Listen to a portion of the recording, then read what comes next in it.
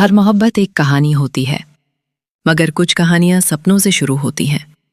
ये कहानी है एक ऐसे ख्वाब की जो सच्ची मोहब्बत में बदल गया। जिंदगी में कुछ लम्हे ऐसे होते हैं जो इंसान के दिल पर हमेशा के लिए नक्श हो जाते हैं।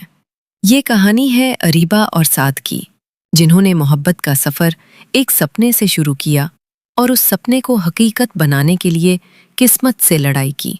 अरीबा एक मासूम लड़की थी जो कॉलेज की टॉपर थी।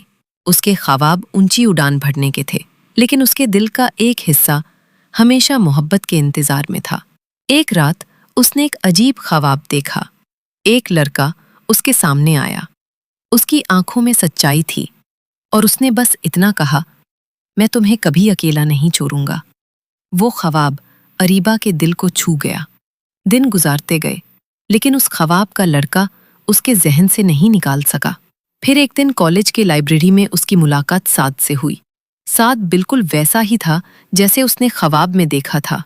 वो मुस्कान, वो आंखों की रोशनी, सब कुछ एक जैसा। अरीबा ने पहले तो समझा कि शायद ये तसादुफ है, लेकिन साद का रवैया और उसकी बातें धीरे धीरे अरीबा के ख्वाब की तस्वीर को सच कर रही थी। साद एक शरीफ और मेहनती लड़का था जो अपने घर की जिम्मेदारियां उठाता हुआ भी कॉलेज में अच्छे ग्रेड्स ला रहा था। उसकी जिंदगी मुश्किल थी, लेकिन उसका जज्बा बुलंद था।